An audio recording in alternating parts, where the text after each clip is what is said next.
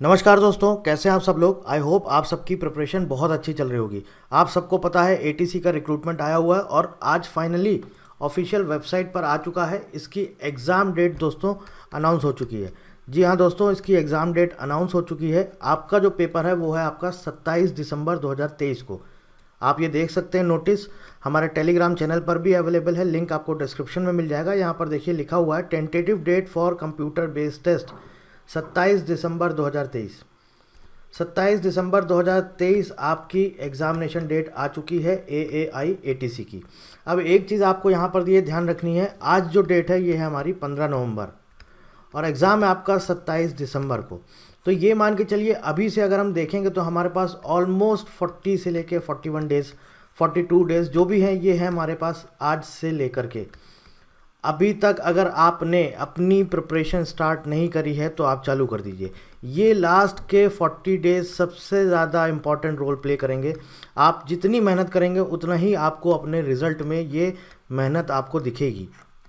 अब ये 40 डेज़ में आपको किस तरह से प्रिपरेशन करनी है मैंने ऑलरेडी बताया हुआ है कि 30 डेज़ में कैसे आपको फिज़िक्स कंप्लीट करनी है, कैसे आपको मैथमेटिक्स कंप्लीट करनी है और साथ ही साथ आपको पैरेलली बाकी सारे जो भी हमारे सब्जेक्ट हैं उनको लेके चलना है। जो भी नॉन टेक्निकल वाले सब्जेक्ट्स हैं उनको भी लेकर के पैरेलली चलना है और उसके साथ साथ आपको प्रैक्टिस भी करनी है, साथ में टेस्ट सीरीज़ भी लगानी है।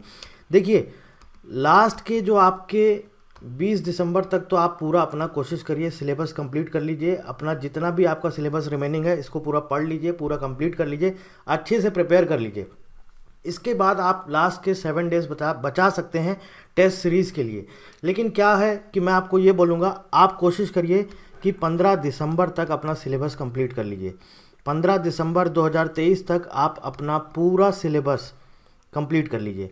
इसके बाद क्या होगा, इसके बाद आपको मिलेंगे टोटल 12 दिन, 11 दिन मान के चलिए। अब इस 11 दिन में आपको क्या करना होगा, आप 6 दिन आप रखिए अपने रिवीजन के लिए। जो भी आपने पढ़ा है सारे फॉर्मूले वापस से रिवाइज करिए, रिवीजन करिए और उसके बाद लास्ट के 5 डेज़ आप रखिए सिर्फ और सिर्फ टेस्ट सीरीज़ के लिए। अब देखिए ये सबका पैटर्न अलग हो सकता है। कोई हो सकता है कि 15 दिसंबर तक नहीं प्रिपेयर कर पाए, उसको ज़्यादा टाइम लगे, तो आप 20 दिसंबर तक भी अगर कर लेते हैं तो भी कोई बुरी चीज़ नहीं, बहुत अच्छा है। 20 दिसंबर तक आपका सिलेबस कंप्लीट हो जाएगा। अब देखिए यहाँ पर एक चीज़ और ध्यान में रखने वाली क्या है, अब ये आपके पास लास्ट में 6 दिन बचेंगे। इस 6 दिन में आपको रिवीजन भी करना है प्लस टेस्ट सीरीज़ भी लगानी है। ये सारी चीज़ें आपको करनी है। तो आपको कोशिश ये करनी है कि 20 दिसंबर तक आपको सिलेबस कंप्लीट करना है। अब देखिए मैं आपको एक मोटा मोटा हिंट दे देता हूँ। जैसे आपका फिजिक्स है, मैथ्स है आपका, इसके साथ साथ आपका न्यूमेरिकल एबिलिटी हो जाएगा, आपका रीजनिंग एप्टीट्यूड हो जाएगा, जीके हो जाएगा और इसके बाद आपका आ जाएगा इंग्लिश लैंग्वेज। तो आप देखिए आपको क्या करना है। जैसा मैंने आपको पहले बताया कि 30 डेज़ में आपको सारी चीज़ें प्रिपेयर करनी है। एटलीस्ट आपको अभी से आज से मिनिमम 8 आवर्स आपको डेली देने होंगे, मिनिमम 8 आवर्स आपको डेली देने होंगे। फिजिक्स के लिए आप क्या करिए, टॉपिक डिसाइड करिए। आपको पता है कि कौन कौन से इंपॉर्टेंट टॉपिक्स हैं, प्लेलिस्ट उसकी अवेलेबल है, मैं आपको ऑलरेडी बता चुका हूँ कौन कौन से इंपॉर्टेंट टॉपिक्स हैं। फिजिक्स के लिए आप 2 आवर्स निकालिए, मैथ्स के लिए आप 2 आवर्स निकालिए और इसके साथ साथ प्लस 1 आवर कोशिश करिए कि इन दोनों के मिक्स क्वेश्चन करिए। ठीक है, ये कितना टाइम हो गया आपका, हो गया ये 3 आवर्स। अगर आपको लग रहा है कि यहाँ पर और मुझे देना है तो 3 आवर्स प्लस इसमें 1 और ऐड कर दीजिए, ये अब टोटल हो जाएगा आपका 6 आवर्स। मतलब कि 1 आवर 2 घंटे आपको फिजिक्स पढ़ना है, एक टॉपिक कंप्लीट किया उसके बाद 1 घंटे उसकी प्रैक्टिस करिए और जितना आपने पढ़ा उसको रिवाइज करिए। सेम ऐसे ही मैथ्स के लिए भी करना है, 2 घंटे पढ़िए और उसके बाद फिर उसका 1 घंटे आप दीजिए उसको प्रैक्टिस के लिए। अब बात करेंगे न्यूमेरिकल एबिलिटी, रीजनिंग एप्टीट्यूड। देखिए रीजनिंग एप्टीट्यूड तो बहुत इजी है, आप अगर अभी स्किप करना चाहें तो स्किप कर सकते हैं। लास्ट के आप 2 दिन 3 दिन में हार्डली मैक्सिमम, इससे ज़्यादा टाइम नहीं लगेगा।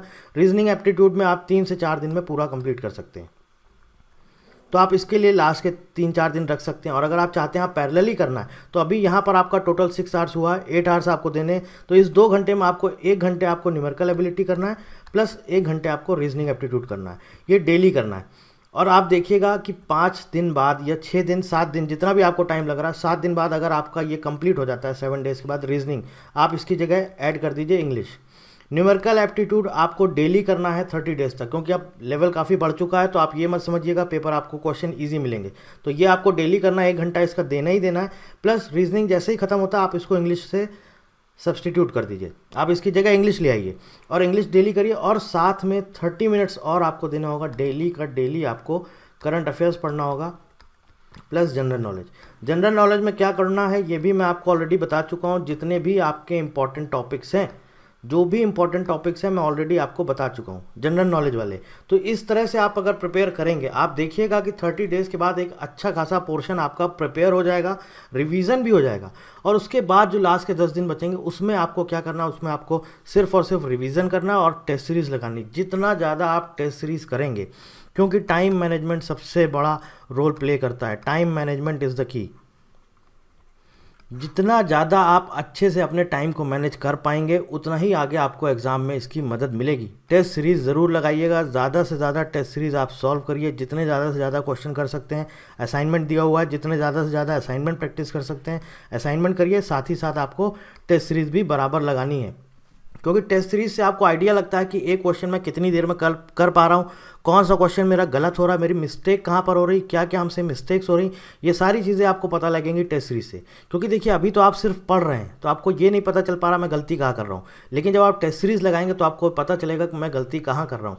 अब एक चीज़ आप यहाँ पर और कर सकते हैं, अगर आप इस टाइम ड्यूरेशन को और बढ़ा सकते हैं। देखिए वर्किंग प्रोफेशनल्स हैं उनके लिए थोड़ा सा डिफिकल्ट होगा, लेकिन जो वर्किंग प्रोफेशनल्स नहीं है आप टाइम बढ़ा सकते हैं। तो आपको यहाँ पर क्या करना है, डेली एक टेस्ट लगाना है। ठीक है, टेस्ट सीरीज़ हमारी अवेलेबल है, अलग से भी लेना चाहें तो आप ले सकते हैं, कोर्स में भी अवेलेबल है। आपको वहाँ पर बहुत सारे आई थिंक 120 से भी ज़्यादा टेस्ट अवेलेबल हैं।